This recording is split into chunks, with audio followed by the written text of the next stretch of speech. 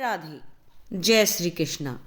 प्यारे भक्तों, मकर संक्रांति की आप सभी को बहुत बहुत शुभकामनाएं। मकर संक्रांति का दिन हिंदू धर्म में बहुत ही खास महत्व रखता है।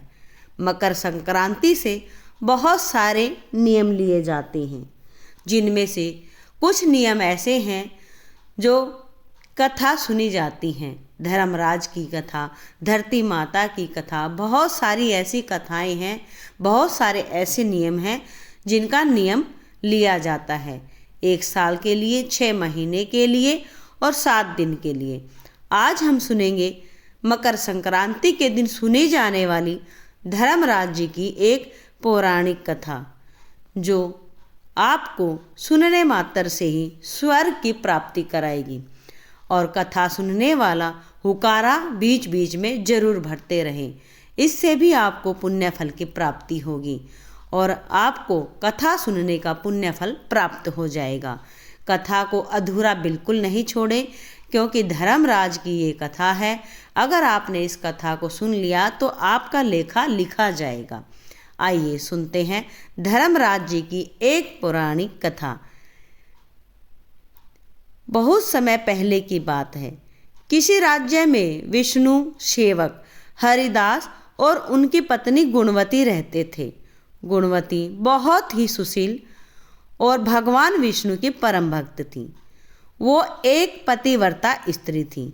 उसने प्राय सभी प्रसिद्ध देवी देवताओं के व्रत आदि किए हुए थे। एकादशी आदि का व्रत नियम पूर्वक किया, परंतु धर्मराज जी की पूजा उसने कभी नहीं की। अतिथि सेवा में तो वो कभी पीछे नहीं हटती थी। इस प्रकार सदाचार तथा धर्मपरायण से वो अपना जीवन व्यतीत कर रही थी। एक समय गुणवती मृत्यु को प्राप्त हो गई। धर्म कर्म के प्रभाव से यमदूत उसे आदरपूर्वक पापियों को भय प्रदान करने वाले धर्मराज जी के लोक में ले गए, जहां उसने देखा कि उस लोक के 4 द्वार हैं। नगर के बीचों बीच धर्मराज जी का बहुत ही भव्य और सुंदर मंदिर है, जिसमें धर्मराज जी विराजमान हैं। उनके पास चित्रगुप्त जी विराजमान हैं, जो मृत व्यक्तियों के पापों का लेखा जोखा धर्मराज जी को सुनाते हैं। यमराज के दूत गुणवती को वहां ले गए। जैसे ही गुणवती ने धर्मराज जी को देखा, वो भयभीत होकर कांपने लगी और नीचे मुंह करके खड़ी हो गई। तब चित्रगुप्त जी ने धर्मराज जी को गुणवती के पाप और पुण्य का लेखा जोखा सुनाया। धर्मराज जी गुणवता की भक्ति देखकर प्रसन्न हुए, परंतु वह कुछ उदास हुए। उनकी उदासी गुणवती को दिखाई दे गई। उसने धर्मराज जी से निवेदन किया, प्रभु, मेरी समझ में ये नहीं आ रहा कि आप उदास क्यों हैं। कृपया करके मुझे इसका कारण बताएं।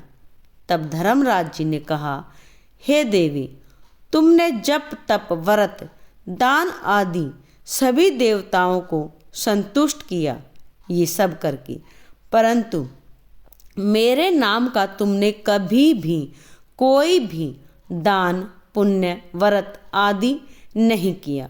यह सुनकर गुणवती बोली, प्रभु, मेरा अपराध क्षमा करें। मैं आपकी उपासना की विधि नहीं जानती थी। आप कृपा करके मुझसे इसका कोई उपाय बताएं, जिससे मनुष्यों को आपकी कृपा का पात्र बनने का अवसर प्राप्त हो सके। तब धर्मराज जी कहने लगे, सूर्य भगवान के उत्तरायण में जाते ही जो महा पुण्यदायी मकर संक्रांति आती है, उसी दिन से मेरी पूजा शुरू करनी चाहिए।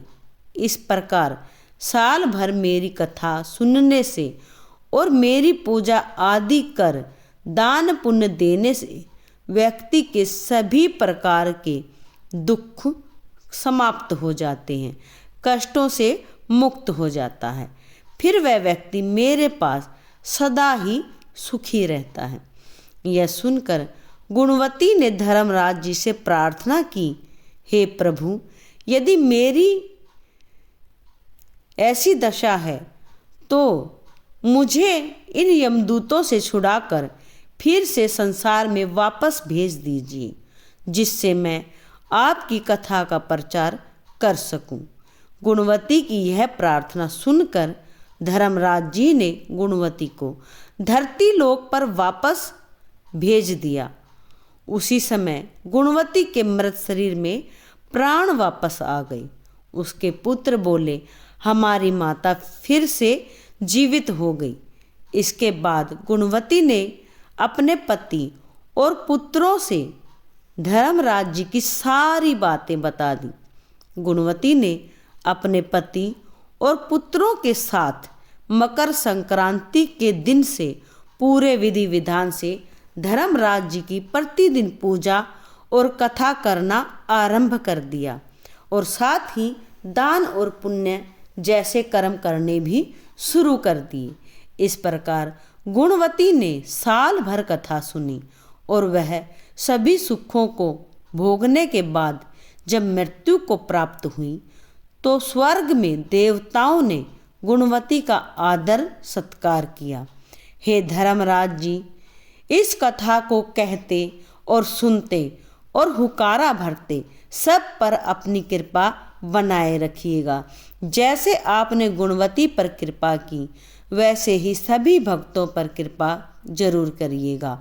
आप सभी भक्तों को एक बात बता दूं, इस कथा को सुनकर चैनल को सब्सक्राइब करना बिल्कुल ना भूलें और कमेंट में आप जरूर बताएं आपको यह कथा कैसी लगी। और इस कथा को सुनकर आप कुछ ना कुछ दान पुण्य अवश्य कीजिएगा, तभी आपको इस कथा का और अधिक पुण्य फल प्राप्त होगा। जय धर्मराज जी भगवान की, जय सूर्यदेव भगवान की। राधे राधे, जय श्री कृष्णा। हमेशा खुश रहें, स्वस्थ रहें। प्रभु श्री हरि की कृपा सदैव आपके परिवार पर बरसती रहे। मिलते हैं जल्द ही अगली वीडियो के साथ। जय श्री राधे, जय श्री कृष्णा।